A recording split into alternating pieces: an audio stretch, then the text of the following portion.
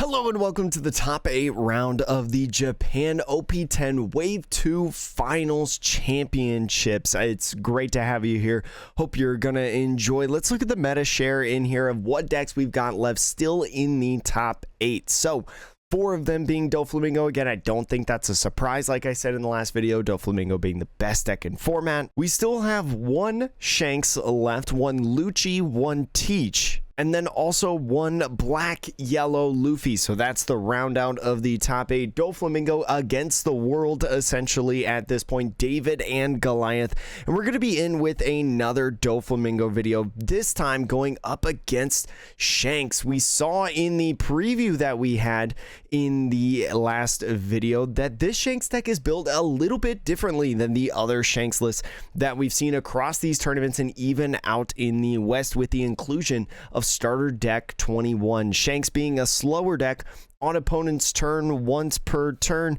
When your opponent attacks, you can minus 1,000 to one of your opponent's leaders or characters. So be careful on a 5,000 power swing. Shanks's leader effect, very nice, able to minus 1,000 and not have to use any cards for counter or anything of the sort. I've been collecting in trading card games for many years, and especially with One Piece, I only use one app to be able to track which cards that I have inside my collection because, well, I can't hold all of the SRs, commons, uncommons, whatever, whenever I go to locals. OP TCG DEX is the ultimate companion app for all things One Piece trading card game. Whether you're collecting cards, building decks, or looking to level up your game, this app has you covered. Listen, there's a lot of perks within this app on your phone. If you're like me and don't remember what amounts of cards you have, there's a really easy filter system within the app. Alongside logging not only English and Japanese cards, you can also check the prices straight from TCG Player or UUT. You can also build your decks right there on your mobile device and then export them to the simulator later. And honestly, that's just scratching the surface of this app. You can download this app for free on both the App Store and Google Play Store. But you can also get the pro version of this app free for 30 days just by using my code Atrocious. Listen, when you get the pro version, the app offers such cool perks, such as getting extra deck slots, taking notes on your cards or decks, an excellent feature when you go out and play in like local tournaments, online tournaments, things of that nature, or maybe even sim games. And you also get ad-free browsing, which, I mean, how can you go wrong with ad-free browsing? As well as a currency converter and also card market prices. The download link and instructions to redeem your trial are in the description below. Don't miss out now. Check it out. Let me know what you think in the comments. Shanks also plays a lot of the aggressive red cards, right? A couple different rush characters, some big bodies that were present in OP09, as well as plenty of other cards that we'll see in this one. Doflamingo, if you've watched the channel for a while, or maybe you've been around the game for a little bit, you know that Doflamingo is a very, very good deck, right? With that when attacking of being able to take a body from the top of the deck and play it onto the field, is able to swarm lots of bodies very, very fast, especially when the deck is hyper consistent in a lot of different ways, right? With its beginning origins in OP01. But let's take a look at the Doflamingo's hand. Got a Martial D Teach, a Jinbei, a Gecko, and a Weevil. Those are the characters going from left to right. Going to be very, very nice. Jinbei, one of the best cards, and especially in combination with a Weevil, going to be really nice at the beginning stages of the game. The turn 3 or 4 is going to go very, very well for this Doflamingo. Also has a Perfume Femur in hand. Perfume Femur, we saw in the last round how good of a card that is. Being able to make one of your leaders or characters unblockable is great for being able to finish out a game. The Shanks here has a couple of these starter deck cards in this one. Got some good stuff. A Gum Gum Red Hawk over on the side right there. Also that 5 cost SR Luffy from the starter deck.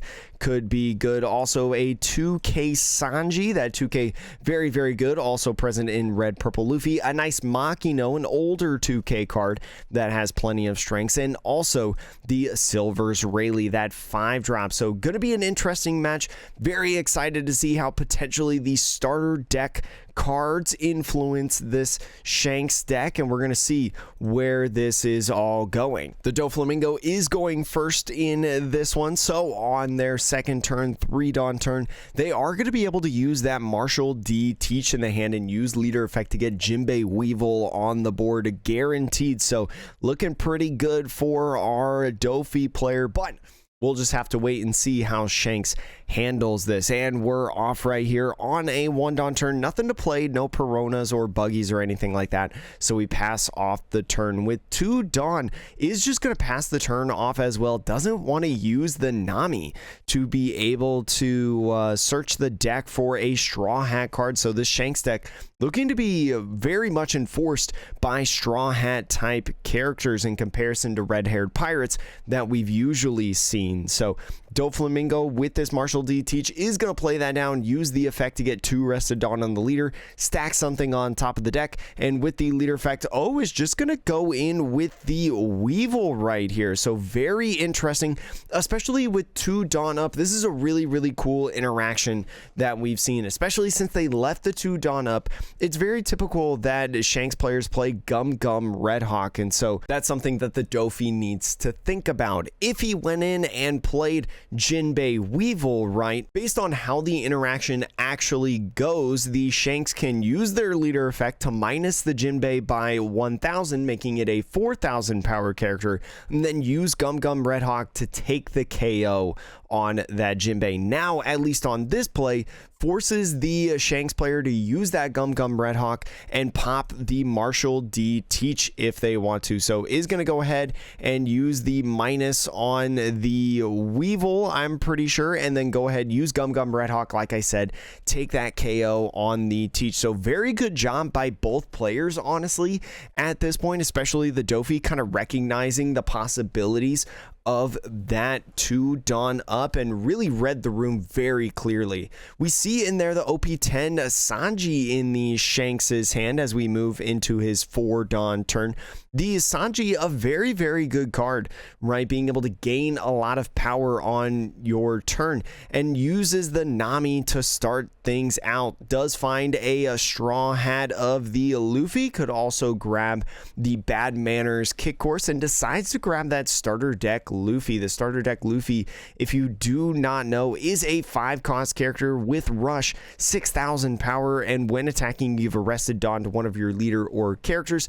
Is very nice to just be able to build up power on the board and pressure, and finishing off the turn swinging 8 at lead, or at the Weevil, I'm sorry, is going to go ahead and take that knockout to clear the board. So board is a little bit cleared, but you've got to be able to maintain this at this point, and the Doflamingo swings 6. You do know probably at this rate that a Jinbei is coming. Usually that's what's left with the different 4s that you have in your hand, and so goes ahead, uses the leader effect, and then goes and puts the 1K Sanji off on the field. And the Doflamingo is going to need that Jinbei to hit the field now. Going in with the Gecko, it is going to bring back potentially the Weevil, maybe wanting to use the Weevil at this point, and is going to grab that guy back right there. No law, you don't really need to put the Nami back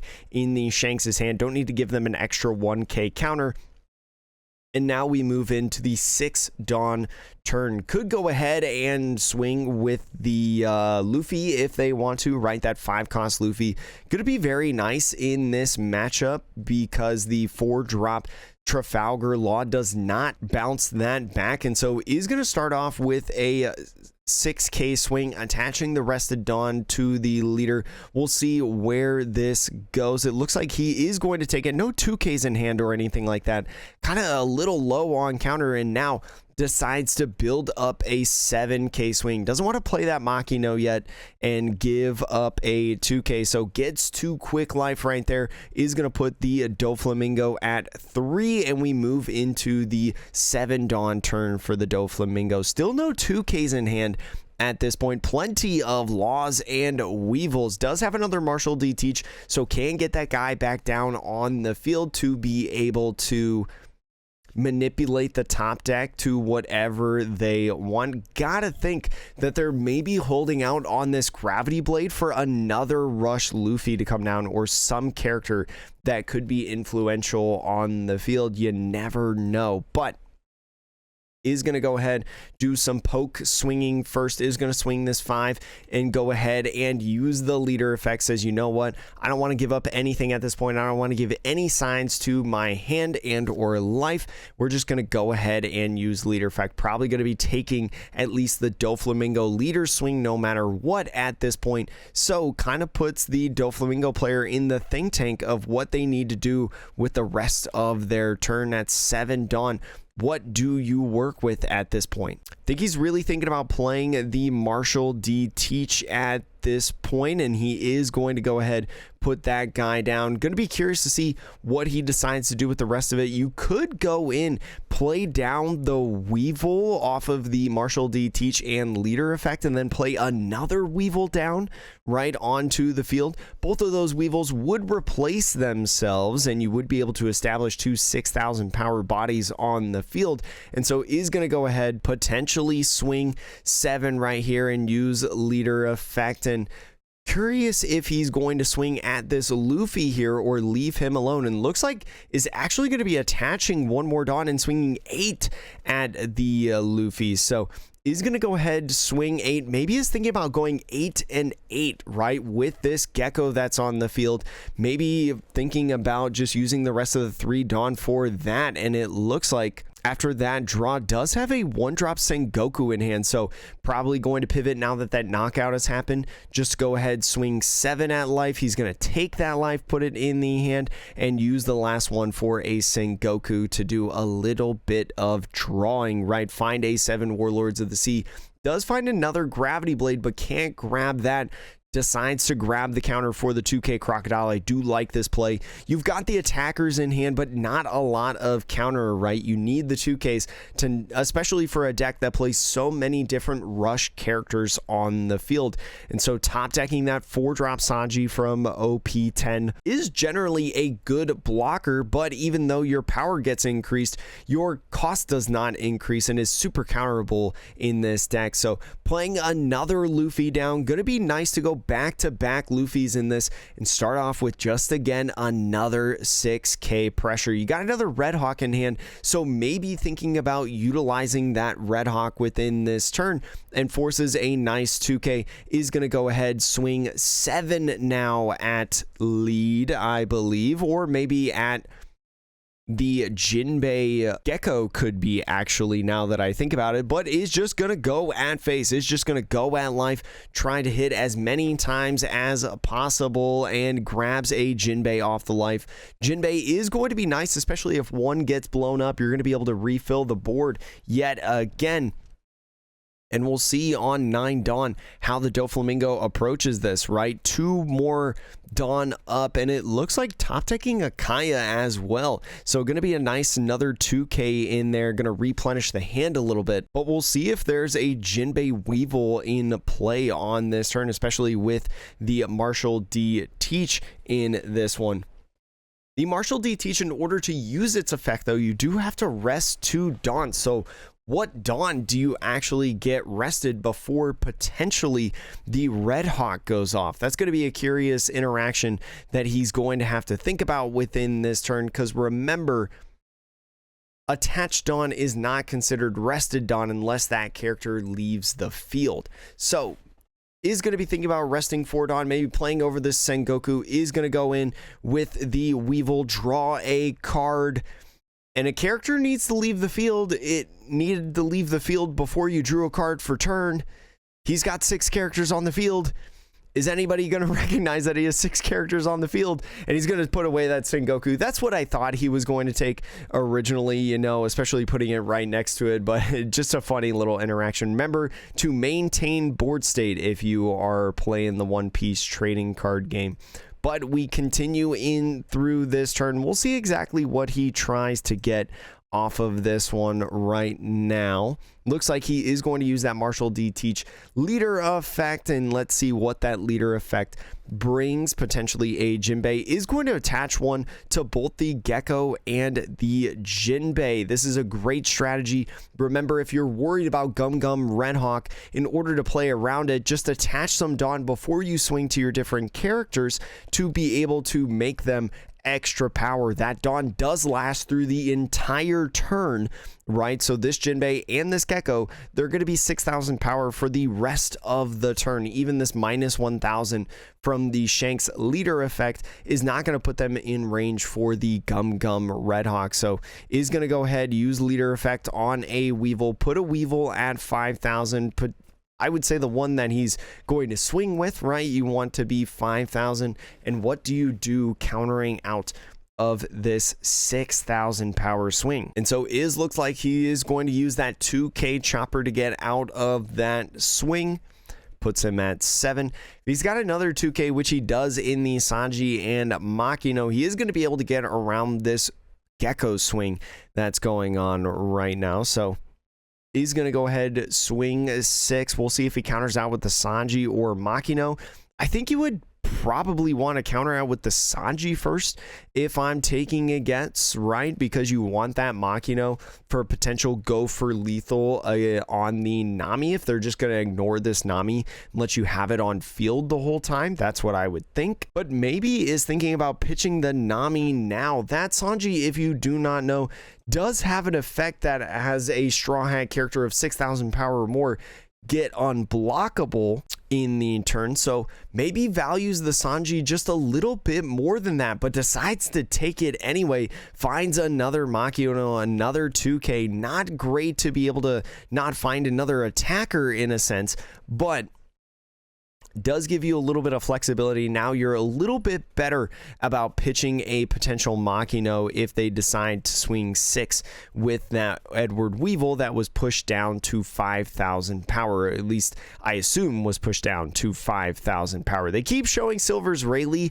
on the screen. Silver's Rayleigh, a great card in Shanks and a great card in this matchup as well, to be able to delete a body but also permanently minimize power on any of these 5,000, 6,000 power characters that Doflamingo has, is definitely something you want to see, but not easily found, as it's not searchable in pretty much every deck, I would think. And so with the swing is going to go ahead and use a 2K Makino. I think maybe use the leader effect swing right then and put it down to 6,000 power to then use for the Makino. So attaching the rest of the Dawn right here and swinging 9 is going to not use leader effect on this and put a character down on field. Doesn't want to get rid of the Teach, but is going to go ahead, take out that Teach with the Gum Gum Red Hawk, and then on top of that use the 1K Silver's Rayleigh blocker, right, to take it off on there, and not going to use the Silver's Rayleigh blocker, which is very interesting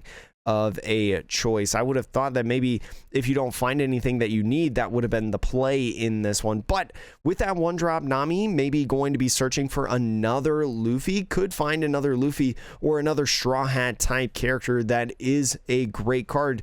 OP01 3-cost Zoro could be in this list. Unfortunately, only a Red Hawk is found at this point. I was going to say maybe the starter deck 1 Luffy, that one that gets unblockable, that 5-cost may be good as well. But it's going to have to be Red Hawk, and your opponent is going to have to once again play around that. So going to be attaching a ton to the Luffy and go in and potentially swing with him, maybe trying to get him down to 0 to force the Doflamingo to think about something like Gold D Roger, right? It's a red deck. It's pretty typical to play a Gold D Roger, and if anybody is at 0, could spell a lot of tough stuff, but is going to go ahead and swing 9, attaching that Rested Dawn that you used from the Nami to the Shanks leader, and we'll see what he does with this 9,000 power swing. Does only have 1 2K in hand, so at what point do you pitch all of these cards that you have? Does have to get to 10,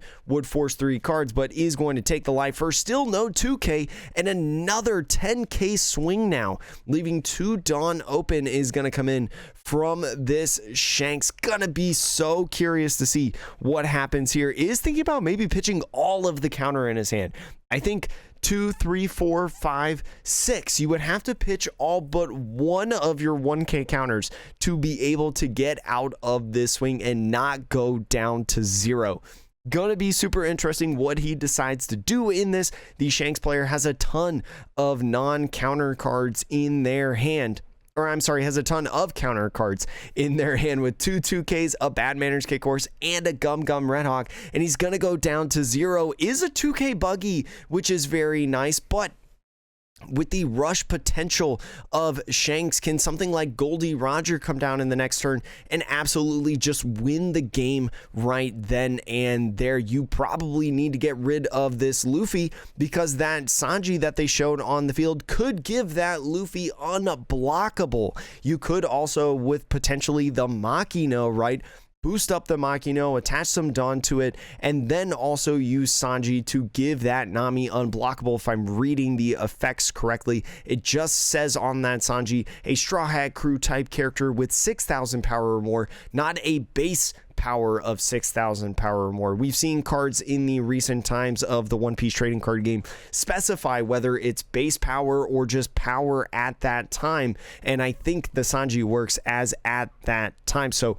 gonna be really curious. Plenty of cards in hand, but Gravity Blade might be one that you utilize within this turn. You have plenty of characters on the field to do battle with, but Gravity Blade is the only thing that can get around and guarantee that that Luffy is gone. Unfortunately, there's 3 characters on the field, so you might be trying to play Trafalgar Law as well in this turn if you can, but with Marshall D. Teach gone, it's going to be really difficult to do a Gravity Blade Trafalgar Law type play. I don't even think you can do it, actually. So what is he going to do at this point? This is looking super interesting. I think maybe Shanks has a little bit of the favor, but Doflamingo could, of course, pull out this game, especially with the potential of so many bodies on the field. Is going to go ahead and do that preemptive attached to, again, being super mindful of Red Hawk. And here's a curious spot, especially with the low amount of cards in hand. He's going to go ahead and take a 6K swing. There's a Dragon. Dragon might be able to get him the game if these characters can stay on the field. We'll just have to wait and see, especially at 0 life. But how do you play the rest of this turn? Oh, this is such an exciting game. This is so interesting. Bad Mariners Kick Horse can go really well with the Dragon if you don't want to keep this on the field. Kind of manipulate your life, manipulate your opponent into thinking you have no counter. Try to get them to force you into lethal and then counter out of it by a result. So is thinking about just going ahead and swinging a 6, maybe thinking about attaching more Dawn. If more Dawn comes on to the Gecko, I would imagine that no Gravity Blade comes down in this turn, but is just going to be a little bit more patient, is just going to go ahead and swing 6 at lead. We'll see what he does, because you got to imagine that even though, you know, you do have the ability to manipulate kind of when you're taking life because you have so much counter in hand, you don't want to take life too fast, too early, right? Because he still has 8 Dawn left and at least 3 different swings, assuming that there is potentially a Rush Usopp in the deck. I would assume not, because I've never seen a Doflamingo run Rush Usopp, but it is a possibility. It's not likely, so you probably don't need to worry about it, but is just going to go ahead and swing another 6, especially with only a couple cards in hand, is going to try to force them to do it. A Silver's Rayleigh is nice, maybe not actually what you want though, because it's a non-counter card right here. And so with the other 2 swings, you need them both to connect to win the game, What do? You haven't been swinging, I believe, at the Luffy, right? That's on the field, and the Luffy, a very good 6K swing, is going to command at least a 2K. Oh man, we'll see exactly what he does. Also, Perfume Femur is in hand if you want to utilize a Perfume Femur to try to go for a game on this turn. This is honestly a really critical spot, I feel like, and is going to attach one for a 7,000 power swing at the Weevil. Is going to go ahead and use Bad Manners Kick Course, take out that Silver's Rayleigh, going to try to hold on to that dragon as long as possible in this. I think he's probably thinking about playing dragon in this next turn.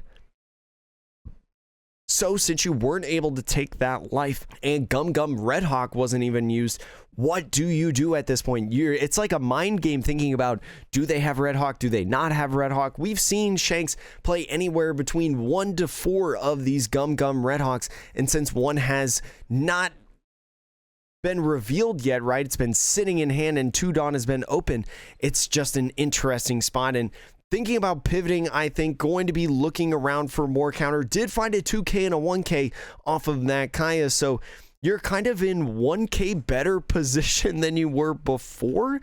Technically, right, getting rid of 2 non-counter cards, because the Kaya, the buggy replaced the Kaya and drew a 2K, but it also took a 1K, which you took out 2 non-counter cards, the Perfume Femur and the Gravity Blade, to be able to have an extra 1,000 counter. And so just rested 4 Dawn, no boas in hand, so what is that Dawn going to go for is the real question. And there goes the Law. The Law is going to be played over the Jinbei, is probably going to be aimed to pick up the Gecko and Kaya on this move right here. Try to gain another 1,000 counter, but goes with the Law and Kaya. Maybe thinking about, okay, if I survive in the turn and I'm not confident for game, maybe I'll just go in, play the Kaya again, then pick up the Law once again, both of them, to just kind of do this draw 2 and cycling. But this 7,000 power swing is going to go ahead, take this life, maybe thinking of a trigger of some sort or something,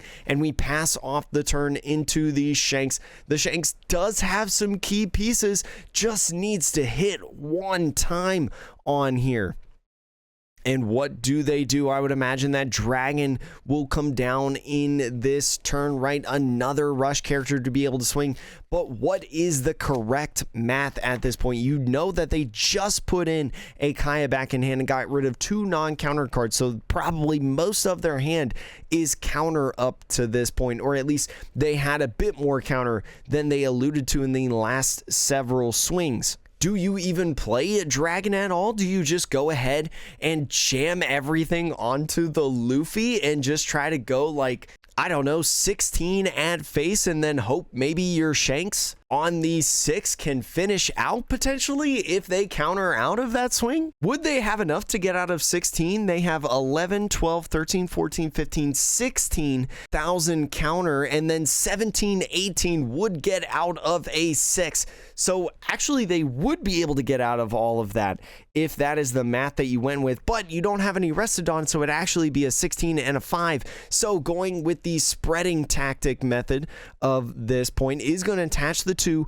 onto the Shanks. This is such a tough spot. I think maybe the Doflamingo's got this. I don't know how the Shanks gets this win, and so decides to swing 7 at lead right here, attaches Arrested Dawn onto the Shanks, is going to command a 2K, 1K, a 9,000 power swing comes down, and probably going to attach this last 1 Dawn for another 9,000 power swing. You've got it in your hand if you're the Doflamingo. You go 2K, 2K, 1K with your Buggy, and Law, and then another 9,000 power swing. You pitch all 5 1Ks in hand and get out of that swing. Passing off the turn, the Doflamingo is scrambling only Oh, was so close for the Shanks on this one, but great job by the Doflamingo in this game to be able to recognize, okay, this is extremely aggressive on what he's doing. He's not going for board at all.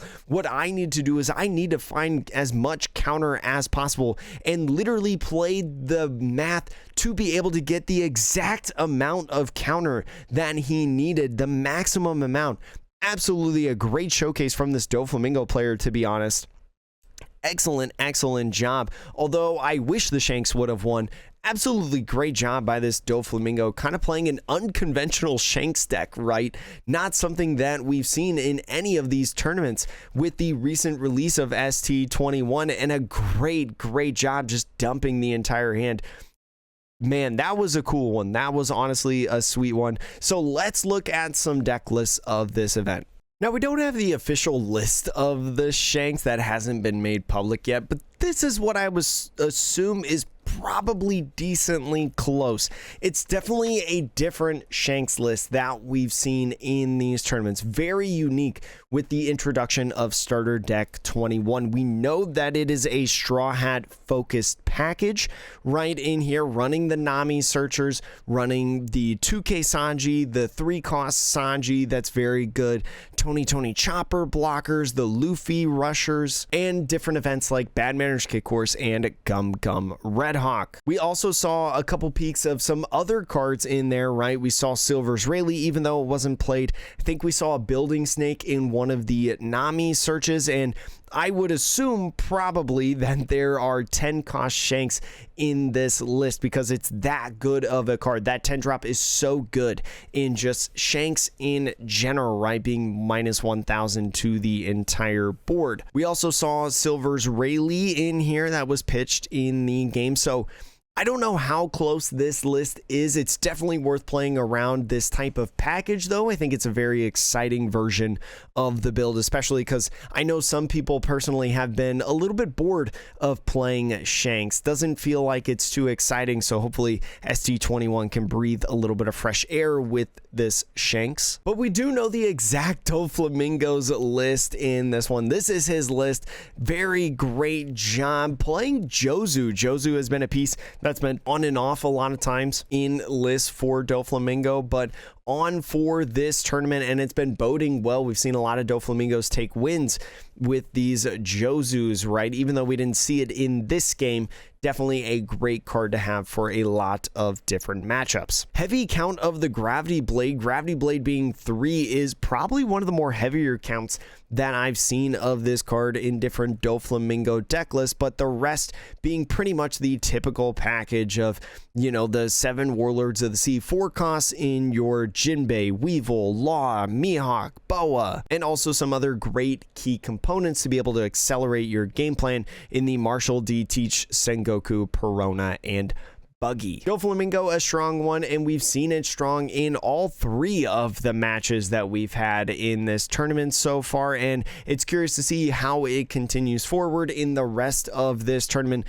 But let's go into the next round in terms of a preview. Looks like it's going to be Black Yellow Luffy and Doflamingo, so going to be curious to see how that one goes, especially for you out in the West practicing in 09. It's going to be a great one that you need to focus up on, especially after it just won US Nationals, doing well in Latin America Nationals as well. And then also, just like I said at the beginning of OP10, it's a great deck, right? I rated it S tier. So anyways, thank you so much for watching. Hope you enjoyed this video. Hope to see you in the next one, and we'll see you soon.